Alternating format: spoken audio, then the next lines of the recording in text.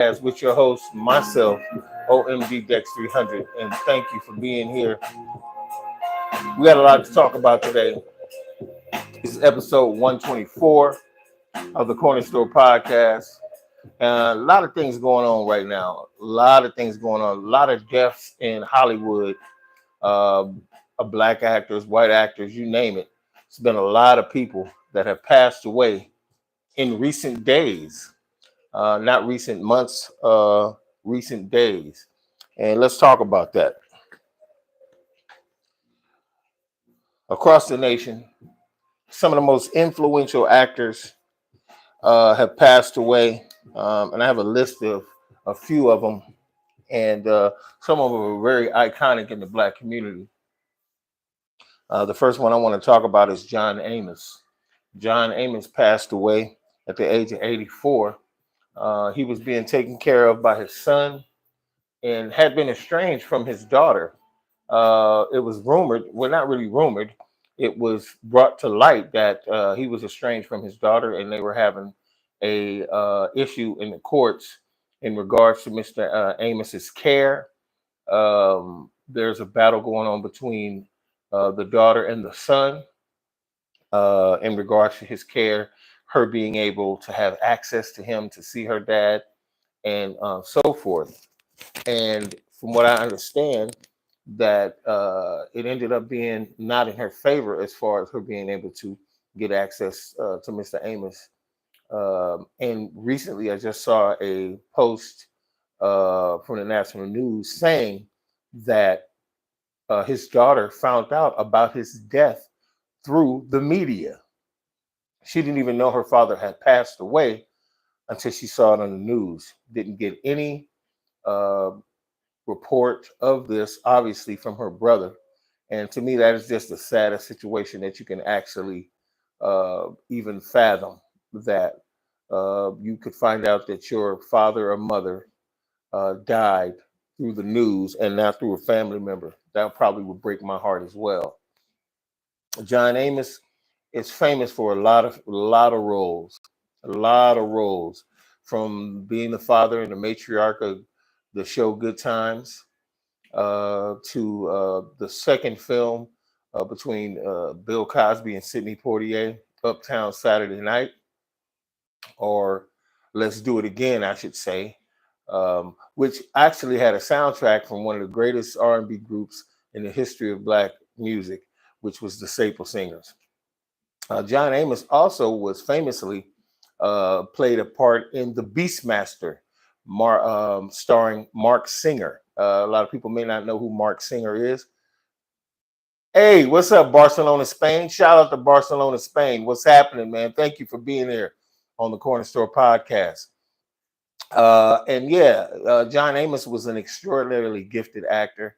He also famously played Kunta Kinte in his older days in Roots. Roots was a very controversial, but also extraordinarily acted well series about the family of author Alex Haley. It was basically tracing his roots all the way back to slavery in the 1800s.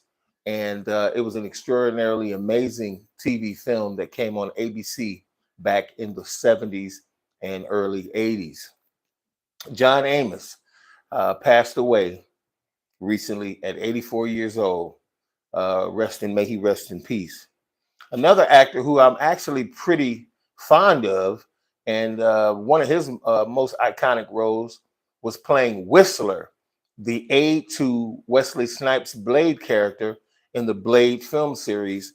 Actor Chris Christopherson passed away at the age of 88. Now, this is a veteran actor who'd been in a lot of films, from the original Star is Born with Barbara Streisand to let me see the one that I thought that was pretty iconic. Oh yeah, he was actually in a Steven Seagal film, for those who may not remember. I think it was Fire Down Below. He played the heavy in that, the guy who was the bad guy, or the father of the bad guy in that film. And Chris Christopherson was an amazing actor. I really thought he was a great actor, and he played a lot of iconic parts parts. Shout out. What's happening? Who's that on the live right there? What's up, Mr. Dunlap, man? Shout out to you, man. Thank you guys for being here at Corner Store Podcast, episode 124. Also, actor John Astin, 76 years old. A lot of people may not know who John Astin is because he was a veteran character actor. He never got a lot of leading roles, but he was in a lot of iconic films. He was in a movie with Robert De Niro back in the day where they were chasing actor Richard Benjamin. I believe that was Richard Benjamin. I'm not sure. Don't quote me on that. It was a bounty hunter film. But John Astin was famous to play Sergeant Taggart in the Beverly Hills Cop series of films. Sergeant Taggart was a great character. That's one of his most iconic characters. Obviously, that character probably paid him the most money that he ever made in film. He probably argued that fact that is true.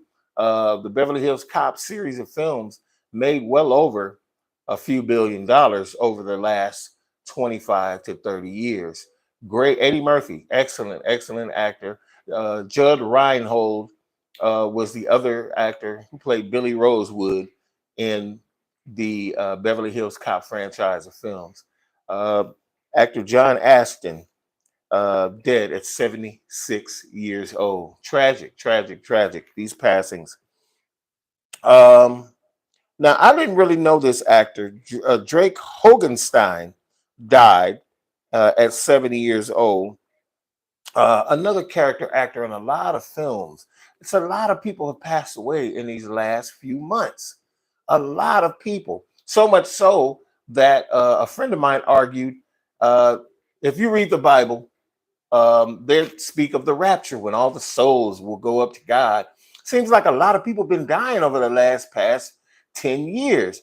A lot. I mean, we don't really know about other people who aren't in the entertainment business that have passed away, for the simple fact that, they're not stars, they're not in film, they're not singers. So only thing we really hear about is stars passing away. But remember, when COVID happened, hundreds of thousands of people passed away across the world, not just in America, Europe, Asia. People have been just leaving here in droves, which led my friend to kind of surmise that, hey, we don't know how the rapture is supposed to start. We don't know how it's supposed to end. But we just know that it's a lot of souls have been going up to God in the last decade or so, which is kind of curious for me. But hey, what can I say? The one that probably touched my heart, the passing that touched my heart recently, was NBA center Dikembe Mutombo, who died of brain cancer. Dikembe Mutombo passed away, you guys. No. God dang. Now, when he dies, the world is not a better place, because that was one of the most amazing men, from what I understand, in the NBA, let alone in the world. Coming from the Congo, his native land, the Congo, he did so much for his native country, building a hospital in his village that he grew up in, contributing to the local economy, building wells in villages. Dikembe Mutombo was an amazing brother. He didn't just come to America, make his fortune, move into a big mansion and not spread the wealth generationally to Africans back home in his native country of the Congo. And remember, for those who may not know this, you might be dumb as a fence post. Africa is a continent, not a country. It is a continent with several different countries in it.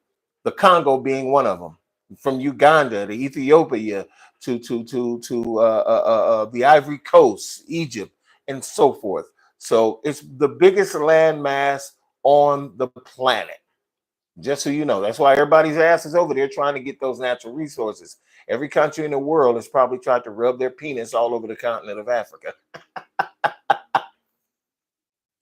But the sad thing is, Dikembe Mutombo, one of the top 50 greatest players in the NBA, defensive ace, led the league in blocks several times, defensive player of the year several times, and just a great global ambassador for the NBA. passed away of brain cancer at a low 58 years old, the same age that I am. So I am completely and utterly blessed to still be here, man. To still be here. Whatever knee problems, back problems, headaches, body aches I have, I thank the lucky stars that I wake up and breathe air every single day. I couldn't be more blessed in that regard. And that also goes to show you that having money, having a beautiful home, pool, or whatever else you might have, you can't take it with you. Hopefully, when we leave this place and go to the other side, that there's amazing spiritual journey awaiting us, but we have no clue what's over on the other side. But as long as you're here on earth, enjoy what you have, all the fruits of your labor, but also always remember you only got one life to live. So do excellent things with it while you're here. Last but not least, and I remember this actor. They don't call women actresses anymore. They don't try to separate from actor to actress. They just call each other actors. This actor, Maggie Smith, who is an amazingly funny actor. I've seen her in comedies, from Murder by Death, and she's played in I think Downton Abbey. I think she might even been in Downton Abbey. She passed away at 89 years old. She's an English veteran actor who's done stage. She's been in films. I think she's even done English TV, BBC, and she passed away as well at a whopping 89. When you can live 89 years in the world and, you know, done your craft at least 40% of that time, you are a very blessed person.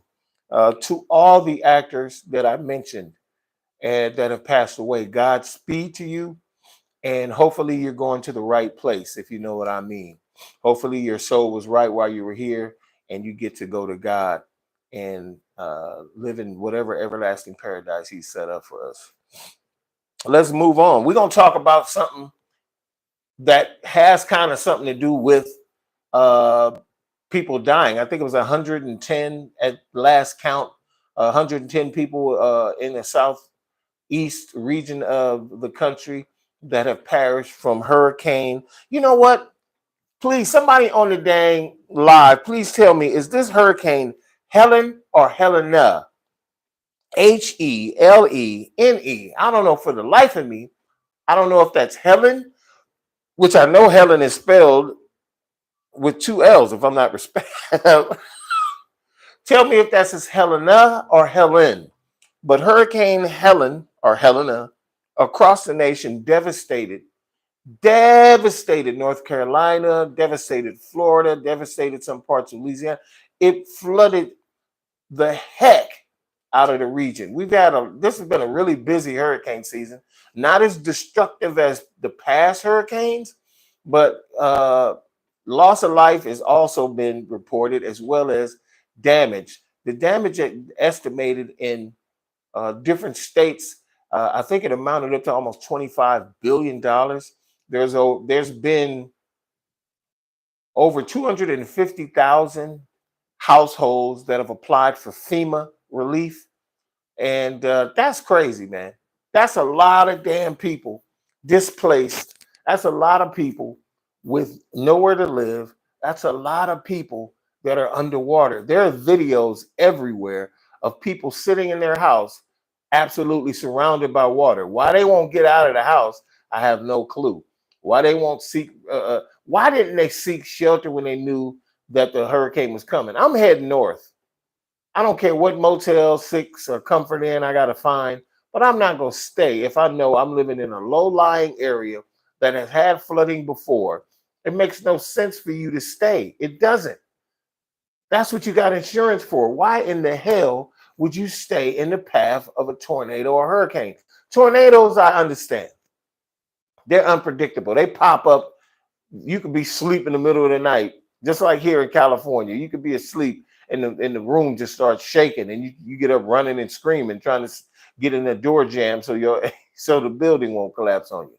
The same thing can be said about a hurricane. You're gonna run and jump in the tub or whatever you got to do to get away from the storm. But when it's a hurricane, that's usually predicted. You usually kind of know when the hurricane's going to come.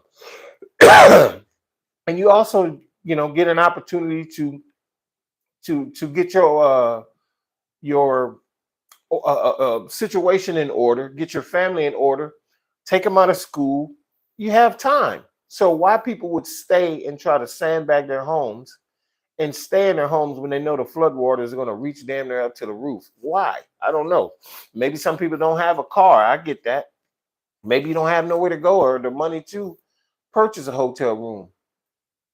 Well, I'd rather take a chance and have the kids sleeping in the back seat of my SUV if I have one or car versus them being electrocuted. That's a great possibility for those who don't know. Being electrocuted in your own home by your outlet, or being electrocuted from a down telephone pole, or having a snake that was outside now is inside your house because of rising waters, as well as gators and all types of animals, and as well as sewage in the water. There's so many things that can happen to you when your area becomes submerged in high rising water. It doesn't make any sense. But Helen has done its damage just like Andrew and Hugo and all the other past hurricanes. And I don't know why we haven't learned ways to prevent the disasters during hurricanes, whether it's building levees or walls or whatever. Why are people still trying to live not only on the coast, but near rivers and waterways? What is the fascination? I know you want to be by water, see the water, whatever, but we need to learn from these things. We need to learn from these things and do some preventative maintenance or preventative type procedures so this stuff don't keep happening. Homeless people just sleeping outside, all of a sudden they're surrounded by water. They had videos about that as well. The news report that probably bothered me the most was a news report, I think it was in South Carolina or North Carolina, of a company telling its employees, do not leave, even though the reports of the hurricane was that everybody should evacuate. When they didn't evacuate, several employees died. That company is liable for those people's deaths by telling them if they left, if they clocked out to seek safety, that they would be fired. That's the world that we live in right now. We live in a world that doesn't care about people at all and want you to stay. Whether I'm pretty sure those people couldn't have been making no more than 18 to $20 an hour at this factory or warehouse or wherever it was. And for them to tell them if they left to seek safety from the rising floodwaters that they'd be fired is an absolute tragedy. And they should and will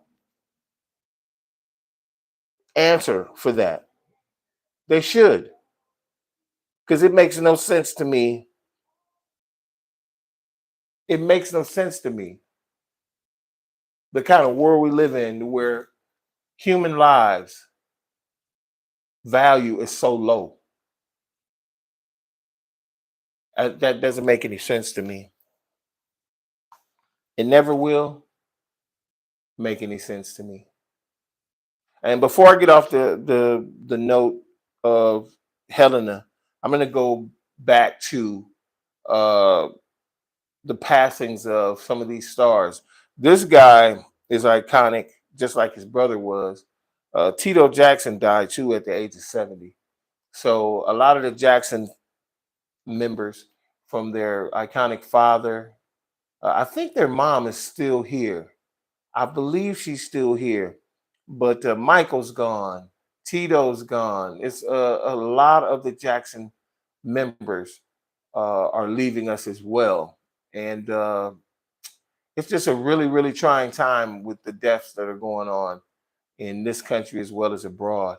And so I'm going to segue from those deaths to the war in the Middle East, which is just really starting to ramp up. And in actuality, it's scaring a lot of dignitaries around the world.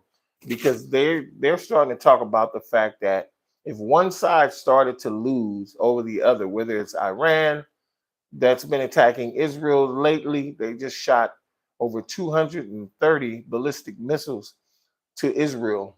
And I understand Israel's news that comes out of Israel. They never have anybody that was hurt.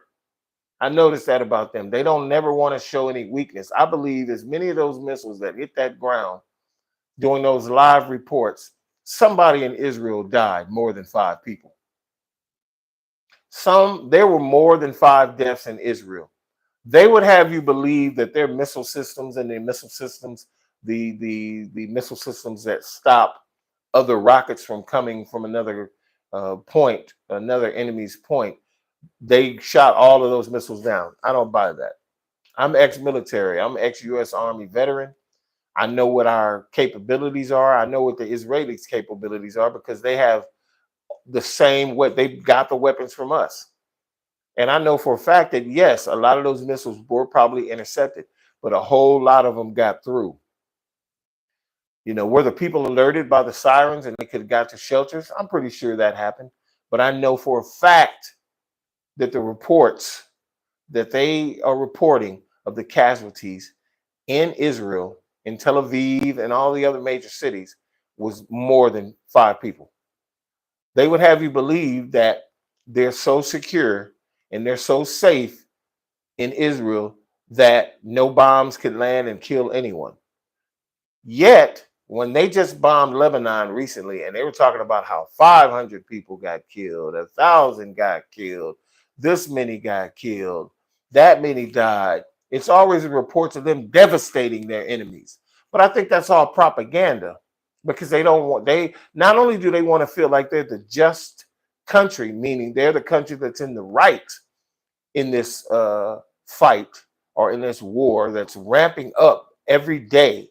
More reports are coming out of boots on the ground now. They actually have the IDF, the Israeli Defense Force. They have actual soldiers on the ground that are about to invade Lebanon in Beirut. Invade. If they continue with this aggression, trying to so-called clean up the Arabs and the Muslims, this is not going to bode well. There was I'm not sure what type of priest or preacher he was, but I know he's over in that area. He had a video where he mentioned that nuclear weapons could be used if the Israelis feel like they're starting to lose ground. If let's just say Iran decides they want to invade Israel. If that happens, nuclear weapons, small tactical nuclear weapons, not real high yield nuclear weapons, would be on the table. I know it.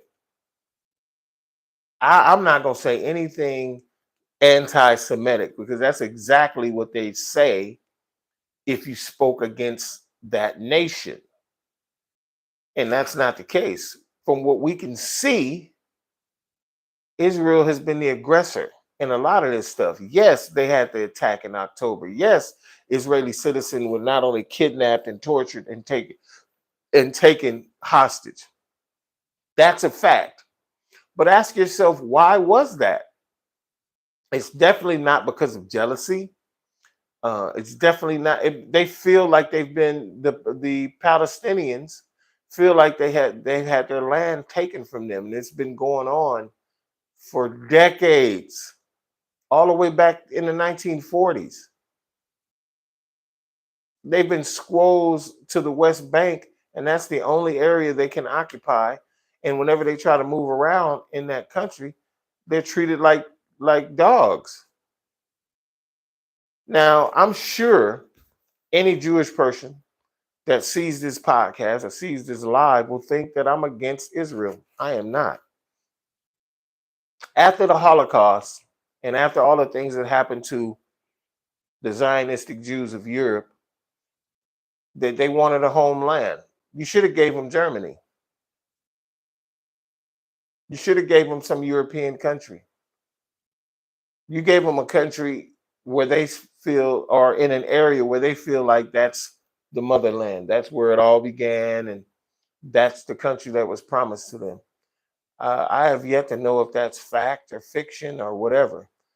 Be that as it may, Truman helped them, and also the United Nations helped them procure that land or a section of that land. And over the decades, their territory has grown by leaps and bounds to the point where it's gigantic. They squoze the Palestinians right out of there. And now, because they've done that, they say the Palestinians are dogs, and I mean, they treat them terribly. If you go into the rules of how everything works over there, there's reports that someone from America who is Jewish, that never been to their homeland, can move to Israel, find a home that a Palestinian is staying in, and absolutely tell that person to move out of said home because they liked the place. These are videos that I've seen. These are people I've seen. Israeli people talking about how they shouldn't have any rights. They should be treated as dog. All kind of stuff. This is before the war. This is before, because it's been going on for decades. Decades. Why? You would think you're such a peaceful people. The Jewish people are supposed to be so peaceful and so nice and so welcoming and so giving. Show some compassion, even for those who would attack you. That's in the Bible. Yes, are you supposed to stand up and not be killed? You bet your bottom dollar. But you also supposed to try to find peaceful resolutions. Maybe if you gave them some dignity, maybe if you gave them some land back, maybe if you treated them like human beings, we wouldn't be having this conversation. But you want to control that region for whatever reason. And it's probably economic reasons. It's always about the money. War has always been about the money, power, and control. We know this. This is the reason why they're fighting over there. This is the reason why they're grasping at stones. They've learned from the best. They've learned from the best. The United States have done that. They killed the indigenous people that were here. They hid away facts that we never knew, like there were also black people here before the Grand Canyon. There's sections of the Grand Canyon that have been coordinated off and closed to the public because Egyptian carvings and Egyptian hieroglyphics have been found. Not Indian, not Native American, Egyptian. That meant that black people was in this country before white people ever stepped on this land. Hard to believe, isn't it? Of course it is. When they've hidden, or when they hide facts from you and they write their own history. And you remember what the word history stands for. His story. They can tell you anything. They can have you go to these schools and give you these textbooks and write these stories about George Washington and all the other things that went on in America. And that's what you'll know as the history of this country. History, there's a saying, history is told by the victors. Meaning, if you dominate somewhere, if you go to a country somewhere and you take over and you start teaching the indigenous people that you just conquered, you can tell them anything. And they have no recourse but to believe you. So that's the history that you're giving them. That's the saddest thing I've ever heard. But it's so true. There's nothing wrong with telling the truth. Some people are going to be so hurt by it. Some people are going to be so sad by the truth being told to them. You know why? Because it doesn't benefit them for you telling the truth. It makes them look terrible. They don't want you to tell the truth because they don't want you to tarnish images. The Israelis don't want the story of how they got Israel and how they're treating the Palestinian people to be out there. As soon as you start to talk about that, they start calling you an anti-Semite. That's the furthest thing from the truth. Definitely coming from a person of color, because we're the original Jews of this world. We are. It's fact. We're the oldest human beings on this planet. Our people have they found bones of black people, and it turns out they were the first people on the earth. That doesn't mean we're no better than anybody, but what it does mean is, our gene pool created all that you see when it comes to people. Don't be mad if you feel if you're white and you don't agree that you have black blood in you, but you do. I'm sorry to say.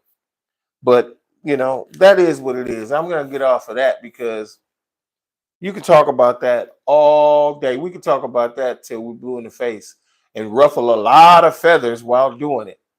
So I'll get off of that. All I'll say is this war that is starting to ramp up in the Middle East is not going anywhere anytime soon. There won't be any peace talks. It doesn't matter if Kamala Harris becomes president or Trump becomes president. That war is going to take its course, whether we like it or not, because it's about more than you could ever fathom. It really is. Moving on. Now I'm about to talk about Mr. Sean Diddy Combs. He's all over the place. Now there's rumors of Jay-Z. There's rumors of Kevin Hart. There's rumors of everybody who goes to these freak out parties. LeBron James. There's rumors of him. There's so many rumors. There's so much misnomer, but there's facts coming out now as well.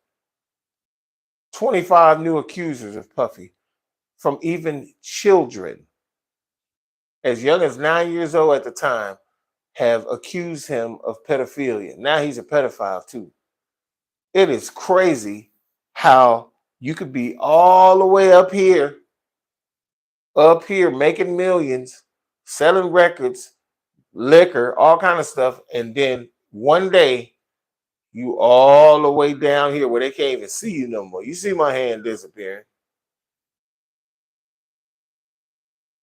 Every kind of thought process has gone into this, from the lawsuit with the liquor company that he had has started this on him, to it was inevitable because of karma. I happen to believe the latter, the karma thing, because I think sometimes you can get too big for your britches and treat people a certain way to where that just keeps building like a balloon being blown up, and next you know, now it's all falling down. Remember the Kanye West song? They all fall down. They all and that shit real. Remember that line. Even though you got a Benz, you still in a coupe. And I think that's one of the biggest problems successful people with my hue, with my color, seem to have. Even a cat like Jay-Z, who doesn't say much, who tries to profess of being a person trying to give you the game, or so to speak, to where you could get where he is. Y'all got to remember something, bro. Y'all ain't nothing but rappers. Puffy ain't nothing but Steppin' Fletcher that's been dancing around behind Biggie while he's rapping. You are not more than you think you are. For you to get on any public, for me, even me as well, me having a podcast, a lot of people would say, who are you to tell us about Israel? Who are you to talk about Puff? Who are you to talk about entertainment? I ain't never say I was an expert at nothing, but I am an expert at watching and seeing, and also being here 58 years. So I do have an opinion, whether that opinion is valid to you, whether that opinion is valid to my people. If it ain't valid to nobody, it doesn't really matter. What does matter is the fact that I can express my opinion just as well as Jay-Z can express his rapping, his business prowess, which he seems to think he has. From what I understand, all he does is license out a lot of things, his names, or he'll say, well, we'll do that deal with so-and-so and let them do the work, versus Dame Dash wanting to be in control of every aspect of his business ventures. And from what Dame Dash said, he said that's one of the reasons why him and Jay butted heads, because Dame wanted to be able to work and control and see everything that he was trying to accomplish, to where Jay was like, why do that? Let them just pay us a fee like this guy, or if they want my face and likeness with this liquor company, let them just pay me a fee, a whopping fee, and I'll just go take a, do a commercial drink, and then that's it. Jay-Z don't want the day-to-day grind of shuffling papers. You can see it in the videos when he supposedly became the CEO of Def Jam. He's had many failed from record labels, from Rock Nation and all this different stuff, to where he doesn't want to do that daily day wearing a suit, being in there. He want to have the Basquiat's hair and just jet set and look like he just $1,000,000. That's really where his head at. That's why he married Beyonce. She's one of the most beautiful, iconic female artists out there. So you want to look the part and act the part. So you get all of these pieces together and you campaign that you're a billionaire and you're doing X, Y, and Z. When you actually don't do nothing but sign your name somewhere or sign a contract and they cut you a check. I guess that's a business. I guess you're a brand. I would assume that you feel like you're a brand if you're doing something like that. Shout out to everybody who was on the live, by the way. I appreciate you. Diddy is accused of 120 sexual allegations. 120. There's a lot of people out there that say this is an attack on him. I kind of could agree with that. I believe that that's possible, that he's being attacked. Maybe it's because he did the crimes that he's being attacked. Maybe it is because he sued Diego, the parent company that was, distributing his Ciroc vodka or whatever the other, liqueurs that he had came up with. The fact of the matter is, if they didn't have any fuel to do this, the old saying is, where there's, fuel, there's fire. Or where there's, I'm sorry, I'm wrong. I know the old saying, where there's smoke, there's fire. Meaning that if you had been doing something, maybe it ain't the things that they're accusing you of, but some of that shit is, some of that shit is true. Let's just keep it real, Diddy. Some of the things you accused of, and if you hadn't beat Cassie in that video, they wouldn't have the wherewithal to charge you with what they charged you with. You would have bail. It's rumored that you tried to give them over $200 million to get out of jail, and they told you no. What make you think your money was gonna save you, bro?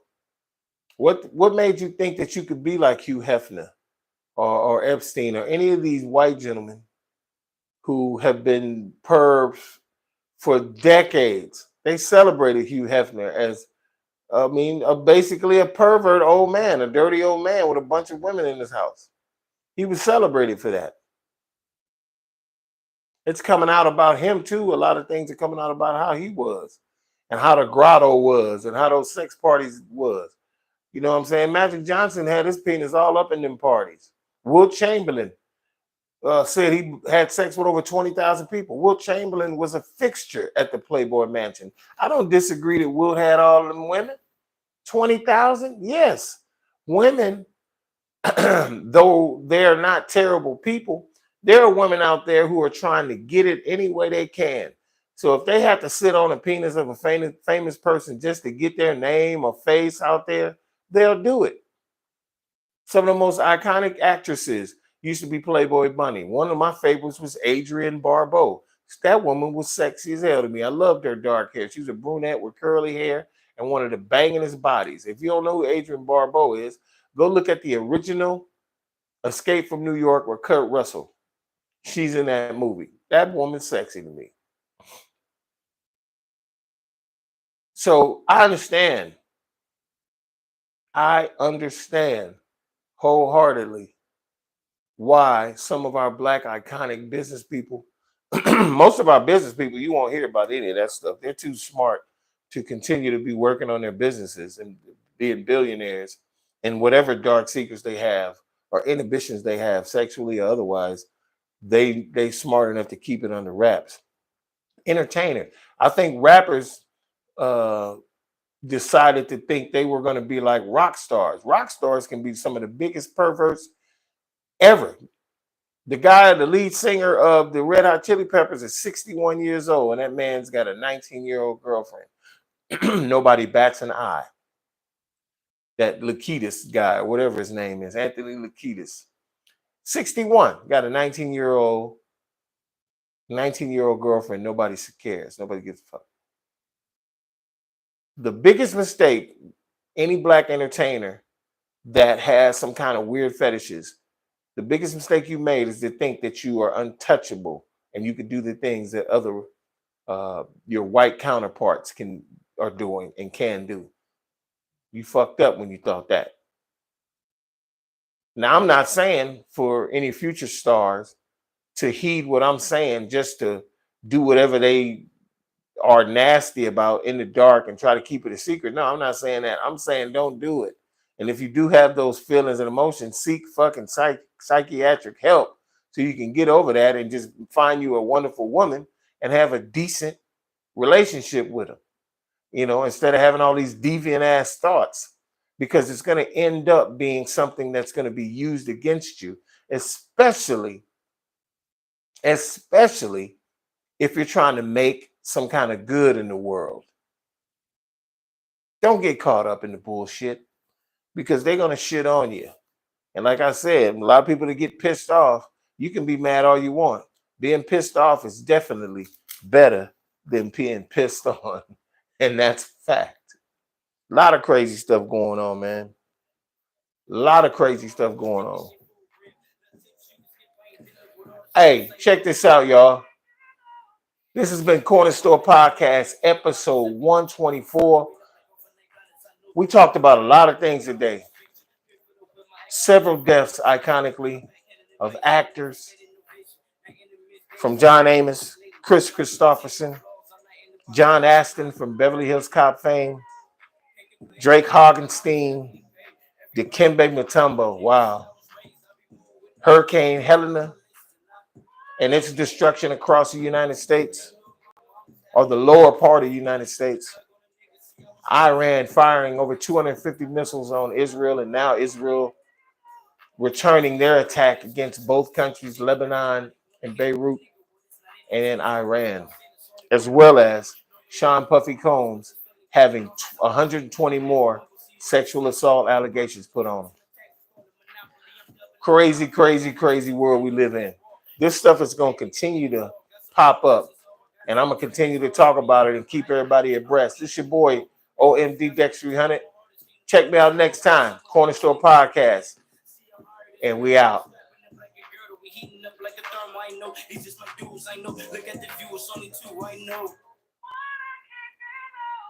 Can't complain, little mama, I'm happily paid. Everybody want a thug on a